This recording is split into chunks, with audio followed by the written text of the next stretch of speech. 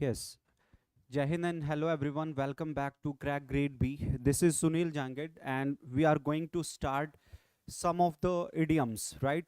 In today's class, we shall discuss some of the idioms and after that we shall proceed our chapter that was conjunction, right?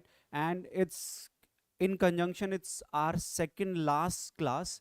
Okay, in next class we shall complete our chapter conjunction, and after that we are going to start one of the most important chapter, and that is preposition. Okay, you just comment our audio and video clear, is everything okay, and kindly share this session with all your friends and relatives and kindly invite them all. Okay, initially we are going to discuss some of the idioms, and after that we shall proceed our chapter conjunction. Okay, so first word, if you talk about, you have a idiom.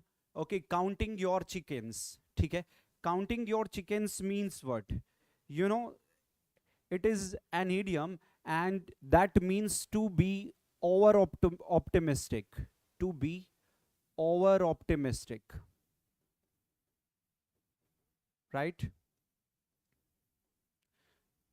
Counting your chickens means to be over optimistic, or you can say, if you are counting your chickens, it means you are confident of success, right? You know it very well that in future you are going to get success and you are sure of your success. When you are confident of your success and when you are over optimistic in that particular situation, we usually use this idiom, count your chickens. So if you just study all the options, then option A will be the right answer. Counting your chickens means confident of success.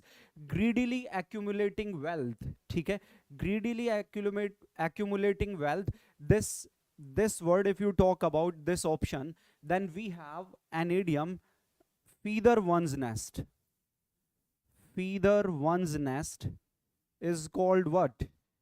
Feather one's nest is equal to greedily accumulating wealth. But we are talking about counting your chickens. So to be over optimistic, either you can say, or you can say confident of success, right? So option A is the right answer. Being careful about spending money, this will not be answer. And option D, if you talk about getting scared because of danger, so option A is the right answer. Okay, so let us move to the next idiom. Second one is the icing on the cake.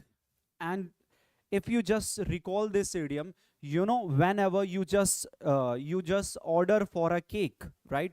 When you order a cake, the shopkeeper just make the cake as per your demand. Okay, and to just give it final situation or final position, what the shopkeeper does, the shopkeeper just, he does icing on the cake, means he just mounting it, he just mounting the cake. Okay, so icing on the cake is something, a deal which is in which you get extra benefit over and above already good deal. Means you can say icing on the cake is, you can say, is such a deal in which you get extra benefit, over and above all an already good deal. Initially you are getting a good deal, and after a good deal you get some extra benefit, that is called what? Icing on the cake, right? So if you just talk about icing on the cake, option B is the right answer. Getting what you ask for, more than what is needed, or baked food that is delicate and delicious with a topping. So option B is the right answer. Next one is a stitch in time. We always use such a sentence, a stitch in time saves 9, right?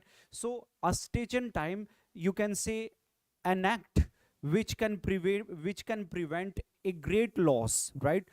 An act which can prevent you from a great loss, that is called what? A stitch in time. And I said ki we usually use such a sentence, a stitch in times saves 9, right? So option D is the right answer. Timely action that prevents a negative outcome. So stitch in time is something that if you stitch in time, it means you prevent yourself from blooding, okay, and bleeding, you can say, you prevent yourself from bleeding, and you can just overcome any danger, right? So option D is the right answer. Next, let's move to the next idiom, at sixes and sevens. At sixes and sevens, this is a situation in which you find everything in disorder. When you find things at your home or at your office in disorder, so this is mainly called the situation at sixes and sevens in disorder. So if you just go through the options on top of the situation, state of denial, state of total confusion, it can be right answer.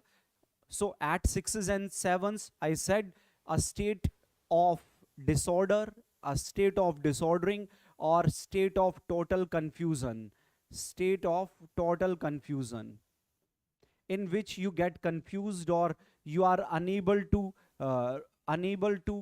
come to any conclusion. A state of total confusion, right? So any of these two options can be your right answer. So option C is the right answer. Well planned and prepared, this won't fit to the answer. So option C will be your appropriate answer. Option B is the right answer. Option C is the right answer. Let's move to the next one. Talking 20 to the dozen. Okay? Talking 20 to the dozen means this is a situation in which you are in hurry and you just you can say ki you misplace the number. You are in such a hurry that you don't recognize the words or numbers, you can say. Just suppose you are counting 20 and because you are in a hurry and you are calling 20 to the dozen, right? So this is the situation of hurriedness, you can say. Okay, so if you just go through the option, talking hurriedly and rapidly, option A will be the right answer, because you are in hurry and you are in rapid situation. That's why you are talking 20 to the dozen. Means in number you have 12, but you are calling it what? You are calling it 20, and it's all because of it's all because you are in a hurry, right? You are in a rapid state, you can say. So option A will be the right answer. Talking too much, talking without making sense, talking out of turn, all these rest options are useless. So option A is the right answer. Let's move to the next word, that is under the weather. Under the weather, if you talk about origin of this idiom, on ship, what happens when you are in mid of ocean and a weather comes over there, or a situation arrives over there in which the passengers or crew that is on the ship, they come under weather, or it means they become unwell. Means this is the situation of illness, this is a state of being unwell. So under the weather means a state of being unwell or a state of illness. As I said, when you are traveling by ship, so in the mid of ocean, people or passengers, they come under weather, means they don't feel good, or they feel illness, or they are being unwell. So state of being unwell is called what? Under the weather. So option D will be the right answer. And if you talk about rest options like walking in the train, or controlled by the elements, or browbeaten by the heat, all options are useless except option D. As we know, option D is the right answer. Being unwell is called, you can say, is equal to under the weather. Okay, next question is to sit on the fence. To sit on the fence, it happened to me a lot of times when we were in our childhood, when I used to play with our friends, and there was a conflict between between my friends, means they are unable to decide a situation, or they were unable to means make something clear. So in that situation, I used to sit on the fence and I used to say, okay, just clear everything, and if you just make it clear, then come to me, okay, I will play with you. Okay, I don't have any gut to do with your conflict. If you just decide something, if you just make decision ki what you are going to do in upcoming times, right, so tell me and I'm ready to play with you. So to sit on the fence, this is a situation in which you sit without doing, to be undecided, a state in which you are undecided, means the situation of having no decision, means without decision when you sit anywhere. So that is called what? To sit on the fence. So option C will be the right answer. Act promptly, or to be lazy, or to sit without doing anything.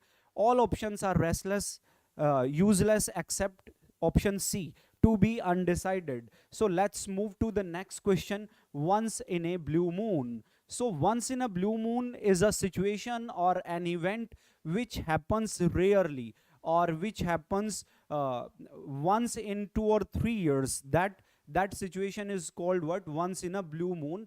Means anything that happens rarely, anything that happens anything that happens in a long gap, after a long gap, or after a long time, that is what? Once in a blue moon. If, for example, if I say I go for a movie once in a blue moon, right? If I go for a movie once in a blue moons, means I go for a movie after a long time, or you can say once in 1 or 2 years, right? Very rarely I go for a movie, right? So option, if you talk about, option C is the right answer. Occasionally is just something like usually.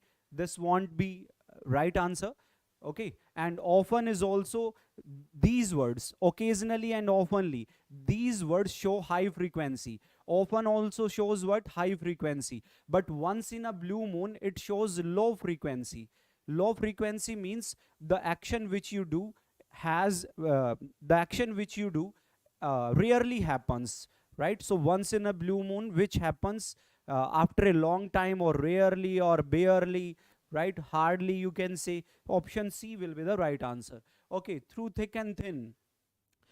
Through thick and thin means in all situations.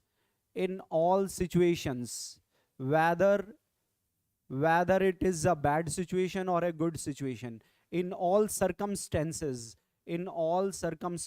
you can say, right? Through thick and thin. So if you just go through the options, so option D will be the right answer. In all situation or in all circumstances means through difficult times. It can be the right answer. Among people both fat and slim, no. Option C won't be the right answer.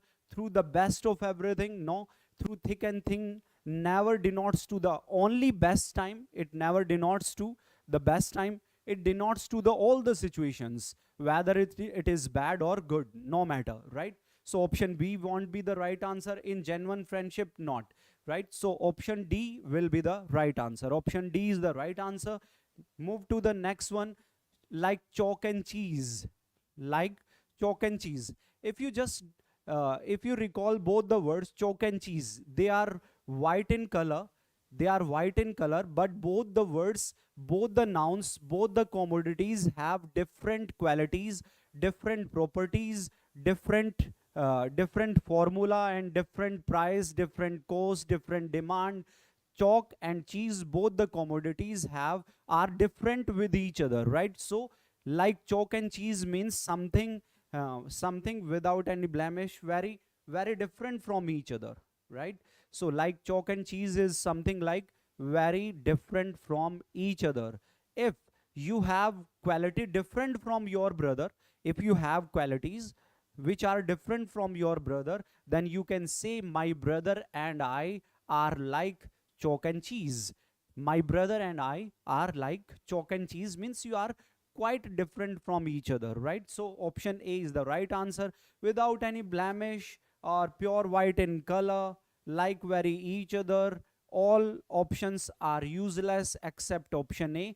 As we know, option A is the right answer. So these were different 10 idioms which we discussed, right? So these are 10 idioms, and now we shall proceed to our chapter, that was conjunction, and we shall cover some of the concepts regarding conjunctions, right? So in the last session, in the last class, I told you the method or uh, the concept of inversion, right? If a sentence starts with any of the adverbs, like adverbs were like, you can see, you can just a minute.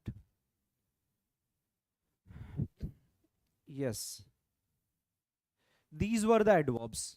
Adverbs like no sooner, hardly, scarcely, rarely, barely, not so, never, seldom, in no case, and neither. If a sentence starts with any of these adverbs, then you know it very well. These are the adverbs which demand inversion, which demand inverted form, which demand interrogative form. So you have to maintain inversion, mean to say after these adverbs you have to use helping verb, subject, main verb, and object in last. So that's why we discussed like no sooner, no sooner, this was subject, this was main verb, and this adverb demands a helping verb. So because of this past form, we use helping verb did. No sooner did the peon ring the bell than all the students came on the ground. Not even a single word. This one is also adverbial phrase. It also demands an inversion. So did he speak, we said. Never he goes there. If you just write like this adverb demands inversion, means you need a helping verb. So sentence will be what? Never does he go there, right? Okay, this one was the concept in the last class. So let's move to the next concept, and today we shall talk about, you can say, relative conjunctions, right? We shall discuss relative conjunctions and make it sure all these relative conjunctions are called relative pronouns also. Relative pronouns or relative conjunctions are similar, they have same applications, right? So what are relative conjunctions, guys? Relative conjunctions, if you talk about, we have different 4 relative conjunctions: who, whom, which, and that in last. Who, whom, which, and that. These are 4 relative conjunctions. So let us discuss all these relative conjunctions. This who and whom, this who and whom are the relative conjunctions which are used for persons. Whenever we talk about persons, we have to use a relative conjunction or relative pronoun who or whom. So what is the basic difference between who and whom? Make it sure, when you talk about a subject, when you talk about a subject, we use a relative conjunction who, and when you talk about an object, to denote an object, and when you are talking about persons, to denote object, we use whom. So whenever we are talking about persons, in case of persons, when you need a subject, we use who, and in need of object, we use whom. This is whom, not who. This is whom, right? Okay, let us talk about which. This is the relative conjunctions. This is the relative conjunction which is used for things and animals. When you talk about things and animals, we use what? We use which, right? But make it sure, whenever we talk about general persons, whenever we talk about general persons, general things, general animals, we use what? Who, whom, which, right? To denote general person, general animal, general things, we use who, whom, and which. And if you talk about this relative conjunction that, this is used for all persons, for things, and for what? For animals. For all these 3, persons, animals, and things, we use what? That.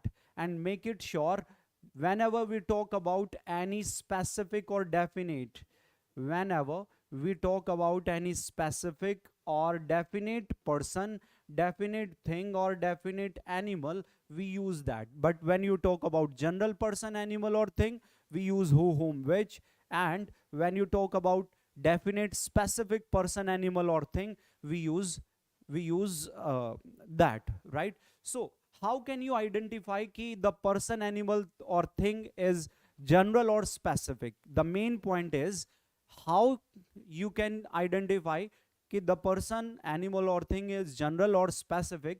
Make it sure we have total 10 determiners. We have 10 determiners which make any person, which make anything, which make any animal definite or specific. If you find any of the 10 determiners in that particular situation, that person, thing, animal becomes definite, specific, and in that particular situation we use a relative conjunction that. And if you don't find any of the 10 determiners in that situation, you can consider the person, animal or thing is general or indefinite. In that particular situation we can use who, whom, which, right? So let us move to the examples, how we can just apply them in different sentences when you are preparing for any of the, when you are doing practice or when you are in exam. How can you apply effectively? Let us talk about sentences. Okay, if I say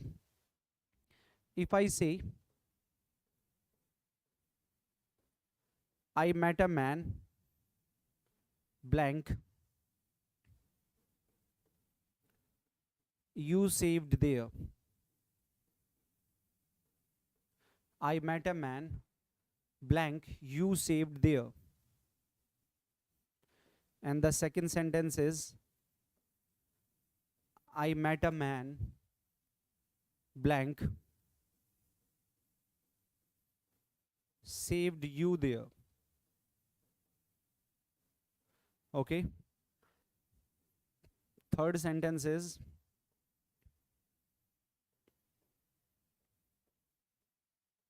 the government has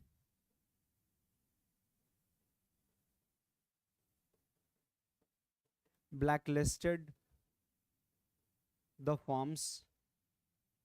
The government has blacklisted the forms blank did not pay the regular tax.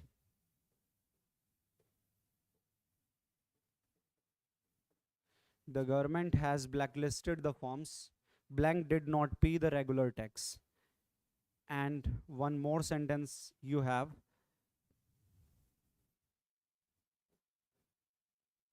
they have chased the thief. They have chased the thief blank you were chasing.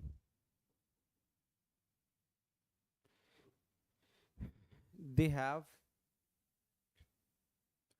you were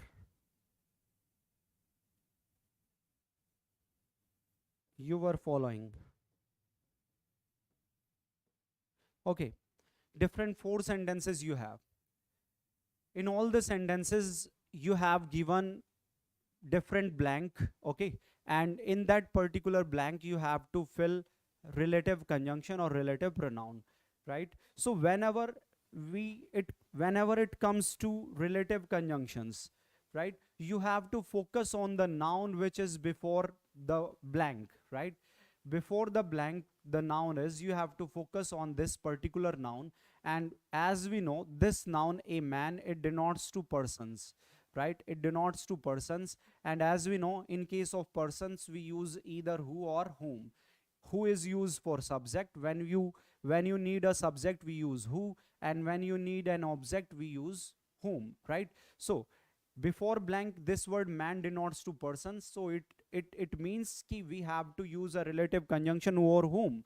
So after that you have to just find it out ki after this blank which part of speech is given. So after this blank it is clear that we have a subject, right? We have a subject before verb. So it means in case of persons you have a subject already. We have a subject already, so it means ke absent object will be absent from the sentence. And to denote in case of persons and when you want to use an object, we use a relative conjunction what, whom.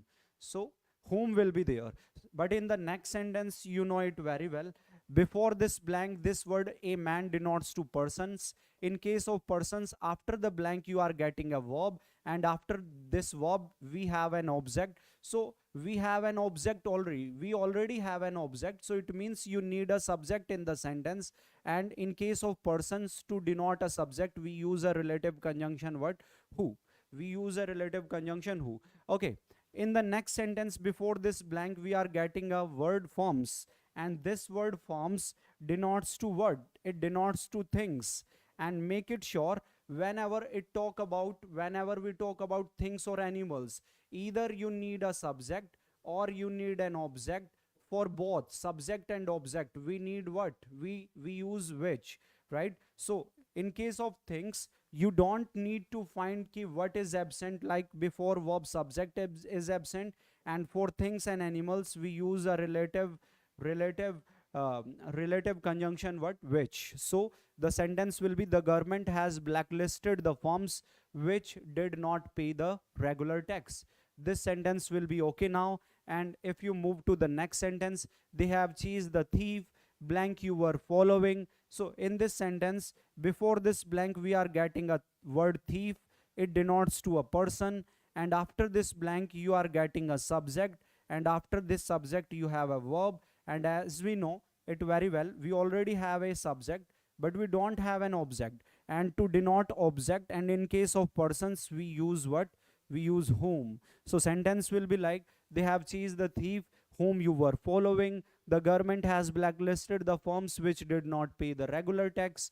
I met a man who saved you there, and I met a man whom you saved there. So this is the concept of general persons, animals, or things. Now we shall discuss about the definite specific persons, specific things, and specific animals. And as I said, to make a person, things, or animals, you will get any of 10 determiners. If you find any determiners out of these 10, then in that particular situation, that person, animal, things become definite for us, and we use a relative conjunction that in that particular sentence. Okay, let us move to the sentence. If I say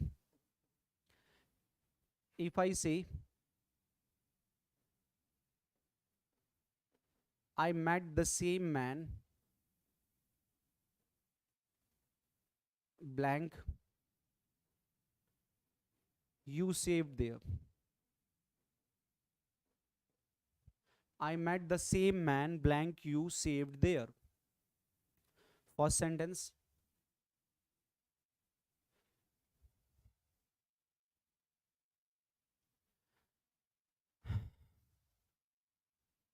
Second one is, man is the only animal.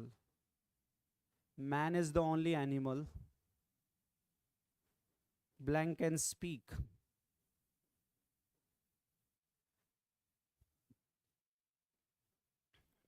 Bread and butter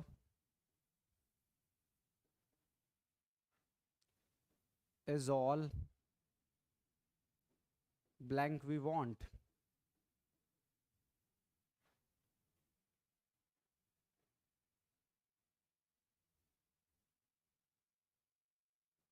Next sentence is, there is nobody blank can help you. There is nobody blank can help you. And the next sentence is,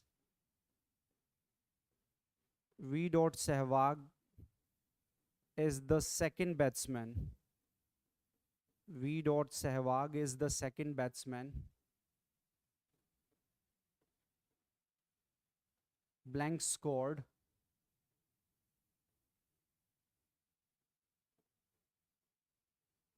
a double century.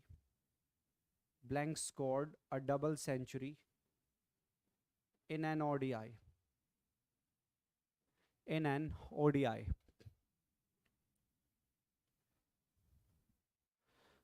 So these are 5 sentences. So let us talk about some definite or some specific person, animal, or things. Let us talk about, and as I said, you will find any of the 10 determiners, and that are the determiners which make a noun, which make a person, animal or thing specific, and in that particular situation we use a relative conjunction that. Okay, in the first sentence we know it very well. Before this blank we have a noun, and this noun is what? This noun is man. It denotes two persons. But make it sure before this noun we have a determiner, and that determiner is what? That is the same. And make it sure this is the determiners out of those 10, and this demands a relative conjunction that. Because of this determiner the same, we have to use a relative conjunction that. In next sentence again we have a determiner word. This is word nobody, somebody, anybody or everybody. This word also demands a relative conjunction that.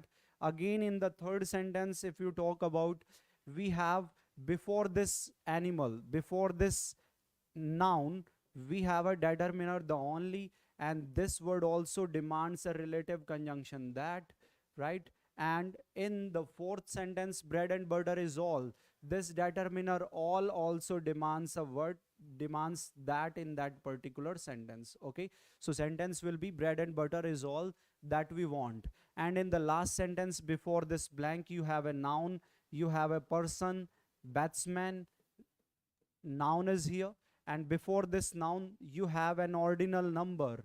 This ordinal number is also one out of those determiners, and because of this ordinal number we have to use a relative conjunction that will be there, and all the sentences will be fine. Now all the sentences will be okay.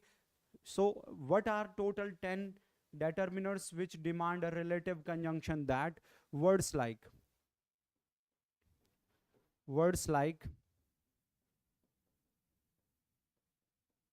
all, none, same, any, few, little, only, nobody, ordinal numbers,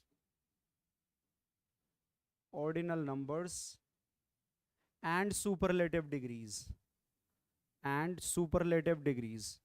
You know ordinal numbers very well. Ordinal numbers are like first, second, third, fourth, fifth, sixth, and you can go up to last, right? These are the ordinal numbers. When you talk about numeral adjectives, we have three types of numeral adjectives. One is ordinal number, like first, second, third, last. Second one is cardinal numbers.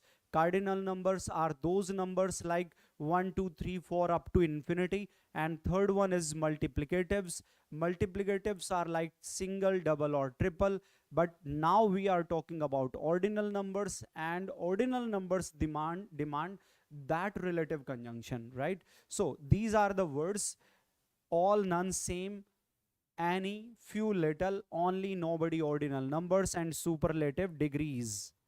These are the words which demand that in that sentence, right? So this one was the concept. If you talk about relative conjunctions, so let us have some more examples. This is very important concept. If I say the sentence is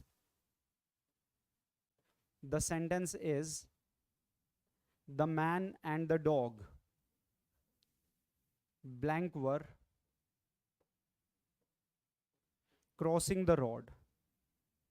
The man and the dog blank were crossing the road, were hit by a car. This one is the first sentence. And another, if you talk about,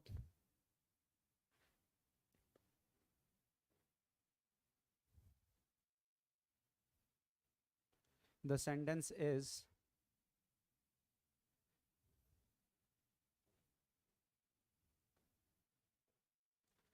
there are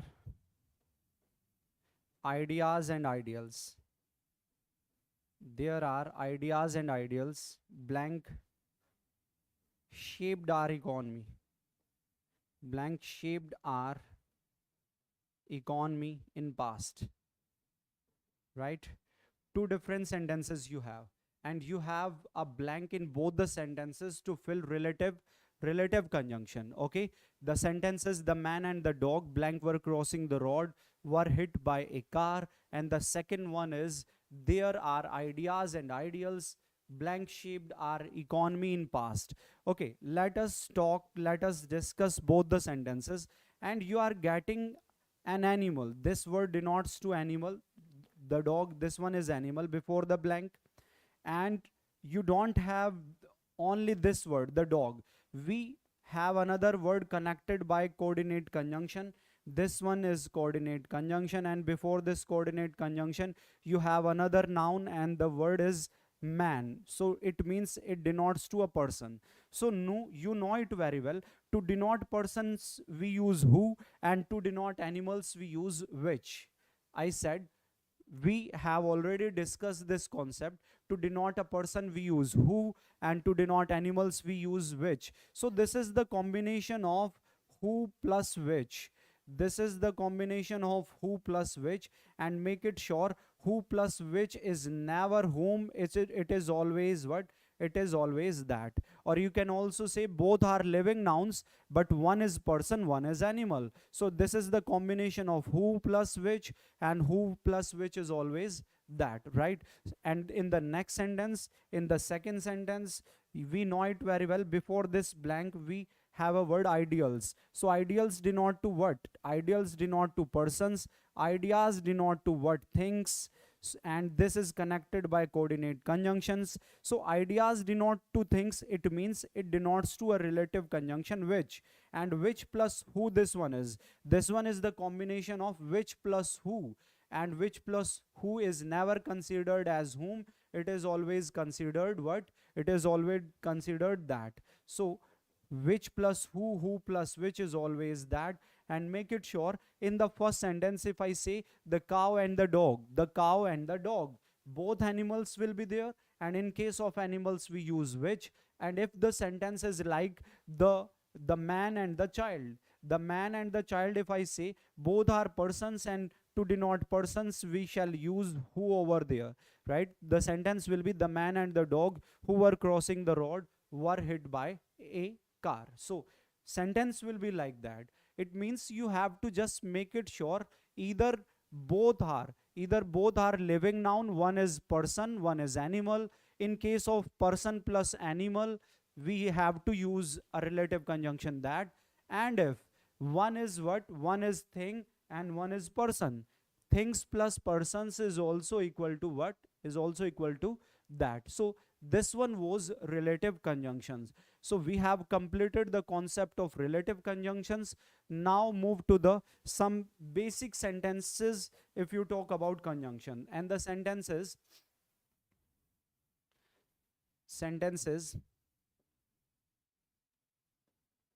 both India as well as Russia, both India as well as Russia are participating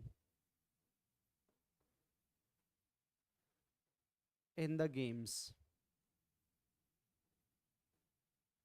Both India as well as Russia are participating in the games. This is the first sentence. And the second sentence is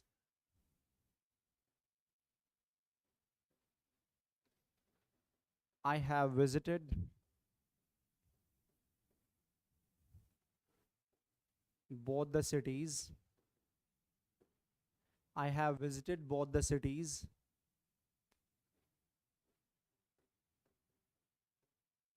Delhi as well as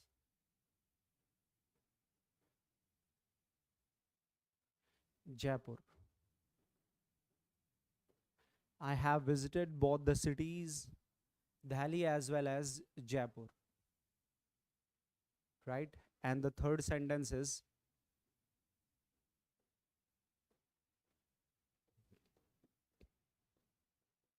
we generally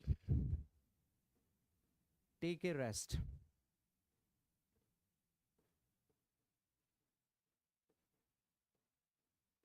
between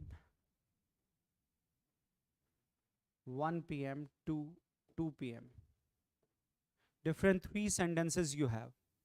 We generally take a rest between 1 p.m. to 2 p.m. Okay, let us discuss all three sentences. Make it sure. In the first sentence, you have a noun India, and second one is what? Russia. And both the words are connected by as well as. In second sentence also, we have a noun Delhi, we have a city Delhi, and second one is Jaipur, and both the nouns are connected by as well as. And in the third sentence, we have a timing 1 p.m. Second word is what? 2 p.m. and both are connected with 2. So now make it sure when you talk about a word both, this word both is adjective in nature. This word both is adjective or determiner, you can say. And in the second sentence, in the last sentence, we have a word between, and this word between is preposition in nature. And with both the words, both and between, we use a conjunction and. Sentence will be fine now. With both the words like determiner, both, and between is preposition. With all these words, we use a conjunction, and the conjunction must be coordinate conjunction, and you have to use. We shall use and conjunction with both and between. So let us move to the sentences. With this word both, with this determiner, we use a conjunction and. So sentence will be like, both India and Russia are participating in the games. In the second sentence, sentence will be like, I have visited both the cities. With this word, with this determiner both, we use a conjunction and. So sentence will be like, I have visited both the cities, Delhi and Jaipur. And in the last sentence, when you talk about with this word preposition between, we use a conjunction and. So sentence will be like, we generally take a rest between 1 p.m. and 2 p.m. And make it sure whenever you use and with a preposition between, both the timing will be excluded from taking a rest. Mean to say, the writer is saying we generally take a rest between 1 p.m. and 2 p.m. It means the time whatever they get between 1 p.m. and 2 p.m., whether they get 10 minutes, 20 minutes, 30 minutes, 40 minutes, or 59 minutes. But they take a rest between both the timings. Means both the timings are excluding from taking rest, right? So all sentences are okay now. All the sentences are okay now. Some of the sentences, like if I say,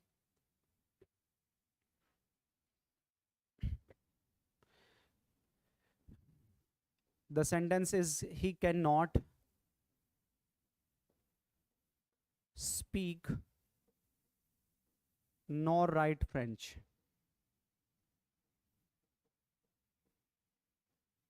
He cannot speak nor write French. And the next one is,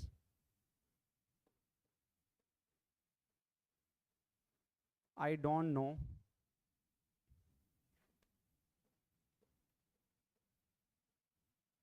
whether he is there, otherwise somewhere else. I don't know whether he is there, otherwise somewhere else. So let us talk about the sentence. Okay, the concept is what? The concept is, in both the sentences, in the first sentence you have a verb, and verb is what? Speak, and second verb is what? Write. And to connect both the sentences, you have a conjunction nor, right? Okay.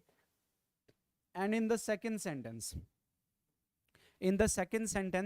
you have an object complement. This one is object complement there, right?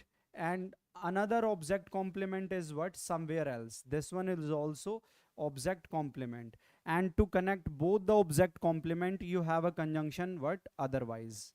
You have a conjunction otherwise. And the concept is what? The concept is, if you get any of these words, like words are what? Cannot. If you find a word cannot, or in place of cannot, never can also be there. Never. Second word is whether. Second one is whether. And last one is what? Either. And with all these words, we use a conjunction, and the conjunction is what? Or. With words like cannot, never, whether, or either, with all these words we use a conjunction or. So let us improve the sentences. In the first sentence, you have a word, you have an identity, and the identity is what? Cannot. And this, with this word cannot, we know it very well, we use a conjunction or. So sentence will be like, he cannot speak or write French. He cannot speak or write French. And the last one is, and the last sentence is, I don't know whether he is there, otherwise somewhere else. To connect both the objects complement, to connect both the objects complement with this word whether, we have to use a conjunction what? Or. So drop otherwise or replace otherwise with what? Or. So sentence will be, I don't know whether he is there or somewhere else. I don't know whether he is there or somewhere else, right? So sentence will be okay now, sentence will be fine now. So let us move to the next concept. If I say,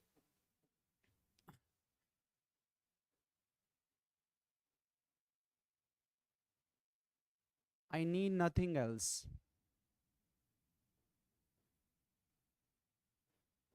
than some peace. I need nothing else than some peace. And you know it very well. With this word else, we use a conjunction, conjunction of contrast, conjunction of opposition, but, right? Else demands what? But. Okay, so sentence will be like what? Sentence will be, this is the nothing else. This is, you can say, object. This one is the first object, and this one is the second one, second object. And to denote both the words, we need a conjunction. This word else demands a conjunction, but. So sentence will be like, I need nothing else but some peace. Sentence will be okay now. And some of the other words, as I said, words like no sooner, other, rather, comparative degrees. No sooner, other, rather, comparative degrees. These words demands a conjunction then. This conjunction will be used, then will be used with all these words, no sooner, other, rather, comparative degrees. And when you talk about some of the words like hardly, with all these words hardly, scarcely, right, rarely, barely, with all these words we use a conjunction when or before. You can any of these two conjunctions, any or before, but we have to prefer when. In case of both the conjunctions when and before, we always prefer when. So whenever you get adverbs like hardly, scarcely, rarely, barely, all these words are adverb in nature. These words are adverb in nature. With all these adverbs, we use a conjunction when or before. Now sentence will be fine. Now sentence will be okay. So I hope you are getting everything. And now we shall start a chapter, and the chapter will be either tense or preposition. Either tense or preposition, right? So most probably we shall start tense. Okay, so I think it's enough from my side, and I just keep my finger crossed for you, and keep sharing these sessions with your friends, and subscribe the channel if you haven't subscribed yet, and be here at 5 p.m. Monday to Friday. You have your classes of English from Monday to Friday at 5 p.m. Right? We are discussing some of the grammatical chapters as well as some vocabulary. Okay, and we have covered paragraph jumbles, and now it it turns to the, you can say, fillers and reading comprehension, right? In upcoming classes we shall discuss fillers and reading comprehension, and we are also talking about, we are also learning grammar or vocabulary part. So it's enough from my side. So now take care, goodbye, love you all, thank you.